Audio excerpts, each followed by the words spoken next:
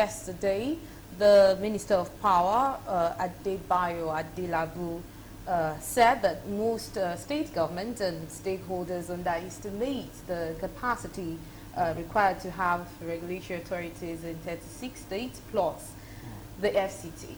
Now, the questions on everyone's mind, shouldn't this be something they must have looked into before bringing in the Electricity Act into the picture?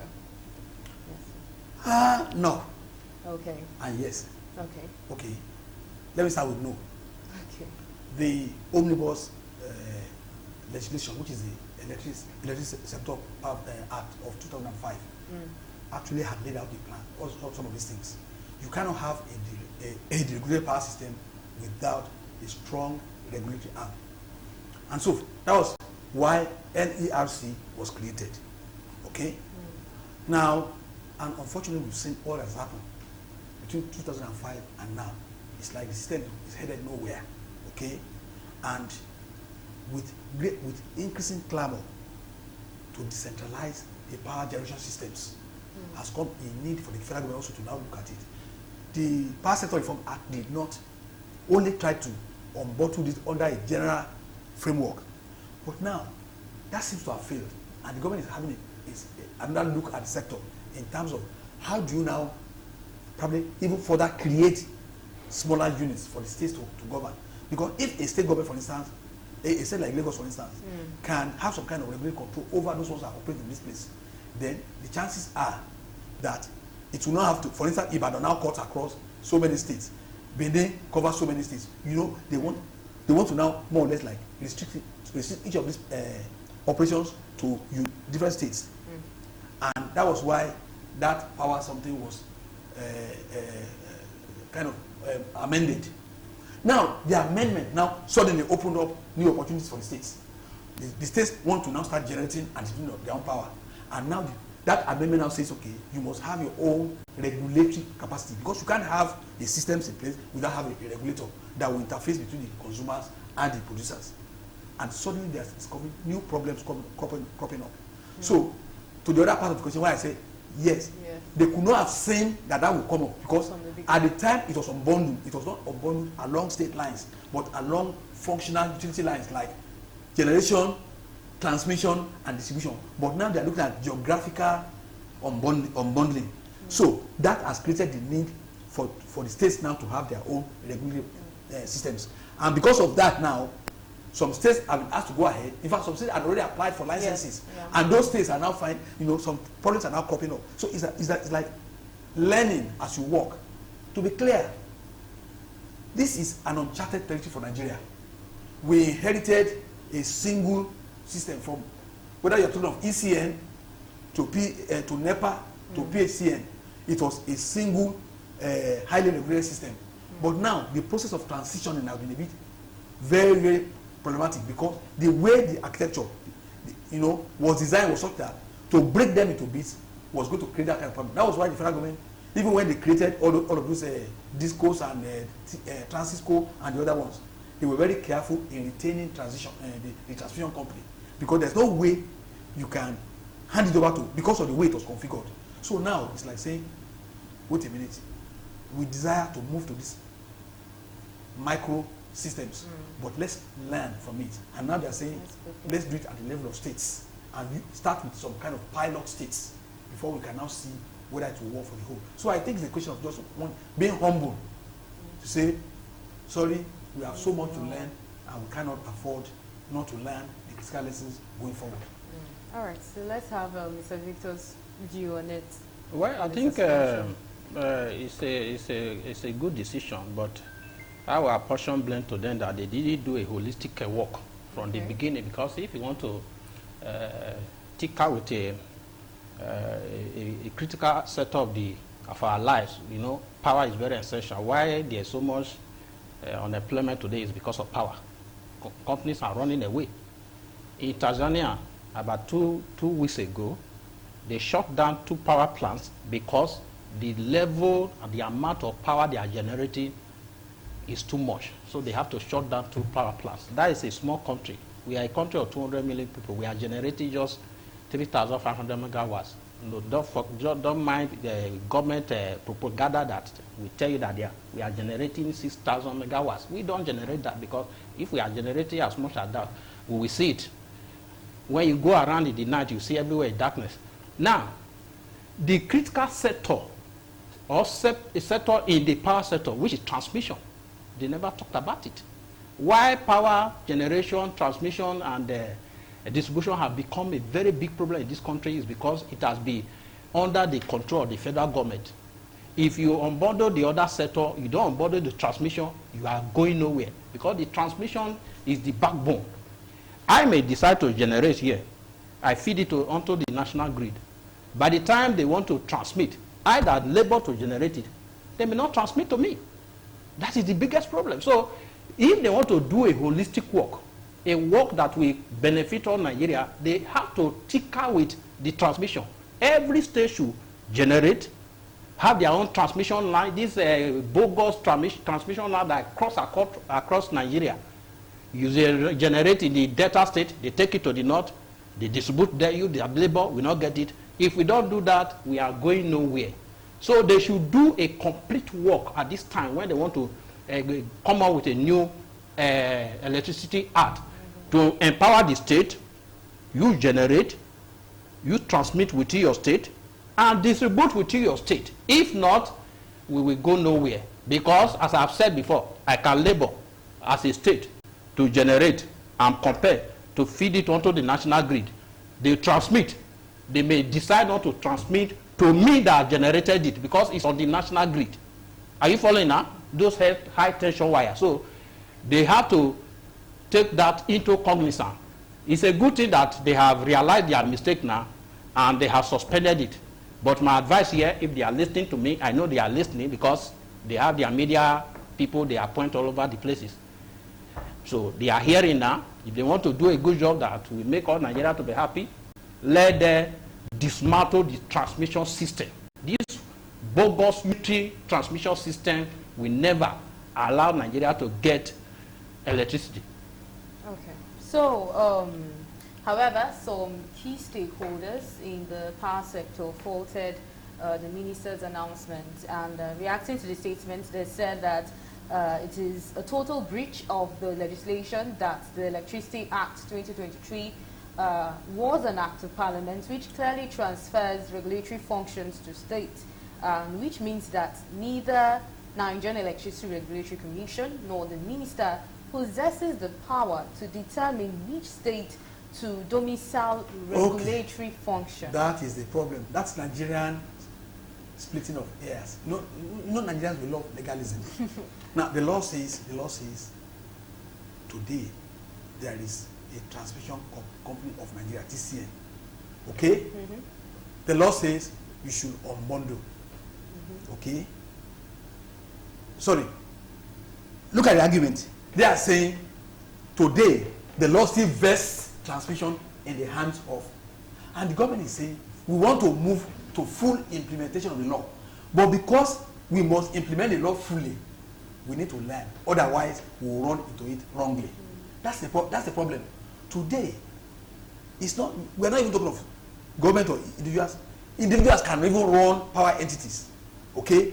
But without a strong regulatory framework, how do you interface with your customers? How do you handle something like billing, consumer complaints, and things like that? Those are the areas of regulation. Some kind of impartial body in between you. We need to strengthen that aspect, okay? And the government, federal government is saying, let's do it according to the law. Take it down to those states. But suddenly they are saying, wait a minute. If we go too fast, we might have a problem. Let's use some states as pilots. 6 geopolitical zones, because there are problems that are peculiar to zones. Okay, let's just start with pilot zones. Is there anything wrong in that? And you now say no. The law says it must be NEC.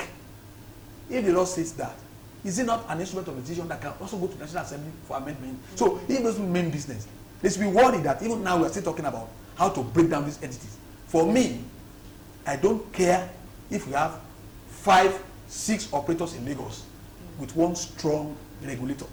Okay? That has nothing to do with the federal government. But if the federal government is saying now that, look, that regulatory, that transition to those the systems of that regulation. We are not yet there yet, and we need to study things and get it done properly. I think nobody should. I don't think anybody should lose any sleep over that. The thing to do is to do it properly. You saw what happened in 2005. In 2005, we had a regulation. All of us were shouting, "This is the best piece of regulations everywhere." Shortly after, by 2000 now under Jonathan, he now decided to unbundle the entities. That was the first practical measure to operationalize the law that was signed. He decided to break them into 12, how many discos? 12 Gencos, I think there were 5 of them, and 1 Transico. What came out of it? Almost disaster. Today, with the exception of Ikeja and Eko, I'm not too sure that any of those entities have not been taken over by banks, which means the system failed. Okay? Now, the government is thinking of selling them again because the people that bought them over could not make any sense of them. You talk about the problem of being a transition as the only problem. Transition is a big problem. I agree. But the real problem actually even lies more with the small companies. After the government took over, it's supposed to relieve the government of the burden of carrying they can't even collect their revenues. There are so many thefts, electricity theft still going on because they don't even have money to supply you with meter. They turn around to say, we will not take some loads because they don't have the capacity to collect their revenue.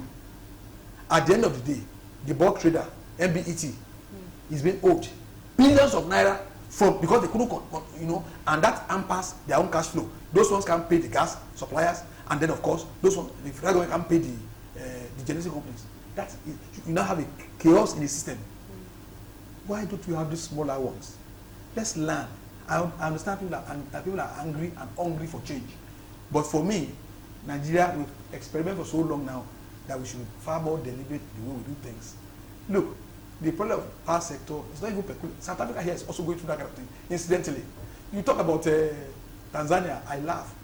People draw data from countries unlike data. Somebody once told me, say Ghana here have 24 hours of electricity. How much? What is the size of Ghana? Ghana's entire population is about 20 million people. And they generate it's not about population. They generate about 1,000 something. It's not about population. It's about Ghana does not have big manufacturing companies. Okay, so their demand is mostly light demand. If they don't plan well, even though they have more population, I'm not excusing Nigeria's population. The status we are in Nigeria. I'm not excusing it. But what I'm saying is that the solution seems very simple enough. Create an operational framework where private capital can come in, have a strong regulatory mechanism to hold all the parties in the value chain accountable in a transparent atmosphere, commercial, and then get everybody doing their jobs. Over time, because of government's stranglehold on the sector couldn't attract the kind of expertise and the kind of investments it requires. And that's exactly what we need. So that transition, the teething problems that go with that transition is what we are experiencing. And I think the earlier the government puts its act together and kept pushing, the better for all of us. All right. Let's have Mr. Well, I think I'm still almost disturbed by the issue of population in your race because we know that China has about 1.2 billion people. And they don't complain because of population that they are not generating light for them. They are having light 24 hours there. So it's given the issue of excuses that Tanzania is just a 3 million. No, I have to point to it because we are here. We have to point to it now. We have. That is what I want to talk about. We have countries that have just 500,000 people. There are some countries like that. Because of lack of planning, they are not doing well. But why we have a country that is 1.something billion, they are doing well. So it is not about the issue of power. And the kind of revenue we have here, Tanzania does not have crude oil. On the daily basis, we know the amount of money they are making from crude oil, yet we are suffering like this. So let us forget about the issue of population. Let them sit where. I have commended them for seeing their mistakes. I'm a realist. I don't just come and cover us when somebody takes a decision that is good. I will say it. I'm not here to please anybody. That they have realized their mistake and they have suspended the giving out of licenses is good. But I have pointed out my position that if they do all the unbundling and they don't tinker with or touch the transmission, we are going nowhere. every state should be empowered. They should dismantle the transmission company of Nigeria. Let it become, every state should have its own power to generate. Every state should have the power to transmit within itself. Every state should have the power to distribute. It is there we will see competition. The world is driven by competition. When we had 4 regions in this country, where every region was controlling whatever it had at that time. The Southwest was having a cocoa, North, groundnut, East was controlling, was producing palm nut, palm oil and all that. And in 1963, they created the Midwest, of which I came from. I am here from that place. We generate rubber. We make money. We made money from rubber and palm oil. At that time, you paid a 50% of the federal government. There was healthy competition in this country. And that was the time that we saw the glory of Nigeria, until the military came and forced this unity system of all that. It is federal government that controls all the natural resources and collect all the money. At the end of the day, they give peanut to the governor, and some people will be blaming governor that they are not creative. And I ask such people, is the federal government creative? It's only oil money that the federal government is using to generate money. So what we are saying is that there should be holistic unbundling of the power center if they want it to function. The 3 factors I've mentioned, element: generation, transmission, distribution. The state should be empowered to do all these things. But if they unbundle the other rest and say that they should feed it onto the national grid, as we have today, we are going nowhere. All right, okay. So taking up Mr. Sonya's last words as well before we wrap up, I just have one question. Yeah. The Minister of Power, Adebayo Adelabu, what would be your rating over his performance so far? Because, I mean, there have been some controversies on how he has been handling the sector. Are you probably impressed? You see, Nigerians, we love the mob. Crucify him. Crucify him. As far as I'm concerned, I like to look at things from a purely systemic point of view. What did the man meet on ground? The man did not inherit anything out of the schools. It's not as if the man suddenly came and made the system worse. No. What happened was that he met a system that was simply unworkable. And unfortunately, Nigerians expected magic. And you won't blame Nigerians. The expectations over the years have risen in terms of what we expect from our public officers. We want it to be done. 1, 2. This man was appointed how many months ago? Not up to a year. Don't forget, he was not appointed the day the president was sworn in. And don't forget, his background is finance. He was a deputy governor of the central bank.